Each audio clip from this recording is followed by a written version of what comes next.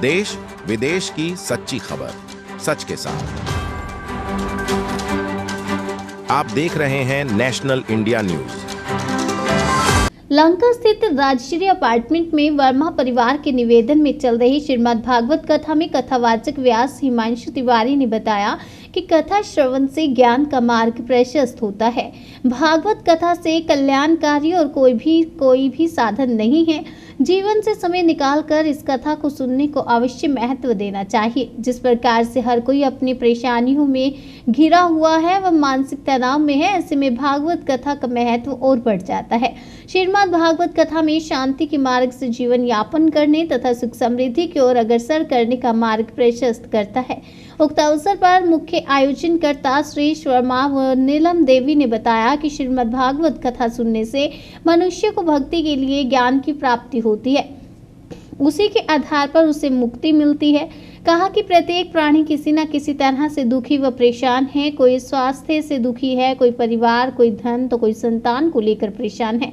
सभी परेशानियों से मुक्ति पाने के लिए ईश्वर की आराधना ही एकमात्र मार्ग है। इसलिए व्यक्ति को अपने जीवन का कुछ समय हरिभजन में लगाना चाहिए।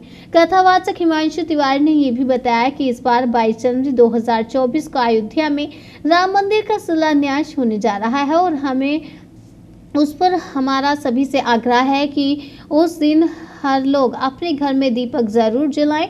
ऐसा लगे कि देश में फिर से दीपावली मनाई जा रही है। अपना परिचय बता। नीलम वर्मा। क्या कहना चाहेंगे भागवत कथा के बारे में? क्या कहें, कैसा लगता है? अच्छा लग रहा है, बहुत अच्छा लग रहा है।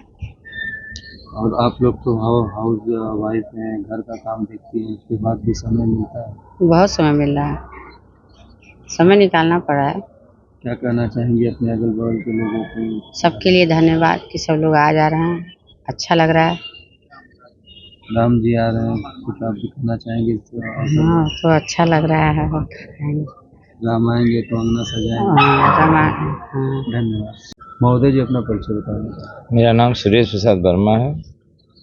वर्मा जी, भागवत कथा हो रही है, कैसा उद्देश्य और कैसा अनुभव होता है इसका? बस बहुत दिनों से इच्छा थी भागवत कथा सुनने की, और कभी की जब इच्छा हुई तो ये आयोजन हो गया।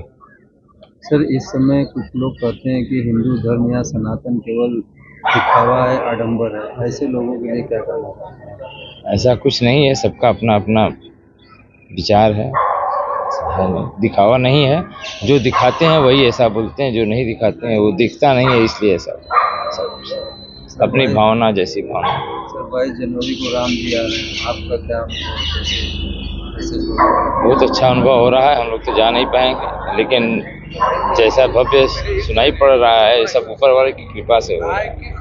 सर, यहाँ आयोजन कब तक चलेगा और कब? 8 जनवरी तक ये भागवत चलेगा। 9 जनवरी को भंडारा है, प्रसाद वितरण। सर, क्या कहना चाहेंगे भागवत प्रेमियों के लिए जो यहाँ पे आते हैं?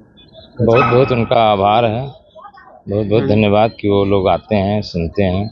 हम लोग को भी अच्छा लगता है कि लोग सम्मिलित होते हैं। महाराज जी, आपके मुखारबिंद से श्रीमद् भागवत कथा चल रही है, कितना महत्व रखता है कलिकाल में श्रीमद् भागवत? देखिए, जो श्रीमद् भागवत महापुराण की कथा है, ये 18 पुराण का इसमें निचोड़ है। अर्थात यह कथा जो है अमृतमय है। इस कलिकाल में ये कथा धर्म, भक्ति, ज्ञान को देने वाली है, जिससे कि हमारे सनातन की और धर्म की और ज्ञान की मर्यादा बनी। महाराज जी, अगर वर्तमान में देखा जाए, घर घर में क्लेश है, लड़ाई झगड़े हैं, व्यभिचार, क्या लगता है कि ऐसे जगहों में श्रीमद् भागवत कथा का आयोजन होने से तत्काल लाभ देखने में मिलता है? जी, जहाँ पे भक्ति का लोभ होता है, ये भागवत जो है, भगवत अर्थात भ से भक्ति, ग से ज्ञान, व से वैराग्य, त से त्याग। जहाँ भक्ति का लोभ होता है, लोप हो जाता है, तो भक्ति जब हृदय में नहीं रहती है तो वहाँ पापाचार बढ़ते हैं, दुराचार बढ़ते हैं, अधर्म होते हैं, तो वहाँ हमारे संस्कृति का लोप होता है, हानि होती है। और ये जो भागवत है, ये भक्ति, ज्ञान, वैराग्य और त्याग के विषयों का निचोड़ है, जिसका नाम भागवत। भागवत में महाराज जी आयोजनकर्ता सुनने वाले समान लाभ पाते हैं या कुछ विशेष या कोई ऐसी बातें बताएं? देखिए ये जो श्रीमद् भागवत महापुराण की कथा है, ये दो प्रकार से श्रवण की जाती है। या तो भक्त के हृदय में इच्छा हो और ये अपने पितरों के लिए गया श्राद्ध करके आइए, तो अपने पितरों के निमित्त इस कथा को श्रवण किया।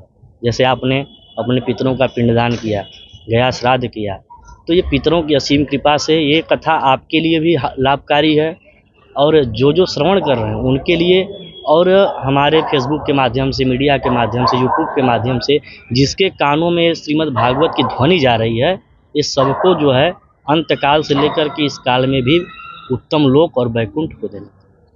महाराज जी 22 जनवरी को राम जी आ रहे हैं जी। क्या कैसा उत्सव, कैसा अनुभव और क्या माहौल होगा? देखिए श्री राम जी जो हैं वो मर्यादा पुरुषोत्तम हैं और वो पहले भी थे, आज भी हैं और आगे भी रहेंगे। उनको लाने में हम आप सक्षम नहीं। उनको आना था, वो थे, कुछ समयों की वजह से, कुछ सत्ताओं की वजह से उनको लोप किया गया, लेकिन हमारा धर्म और हमारे सनातन से जुड़े संत महात्मा और हमारे जो हिंदू धर्म के सनातनी भाई हैं, ये इतना जागृत हुए कि जो हमारे रामचंद्र जी का कार्यक्रम है, जो मंदिर का शिलान्यास या पूजा पाठ जो भी है, ये सब भगवत की कृपा से ही हो रही है और भक्ति के ही कृपा से हो रही है। धन्यवाद महाराज।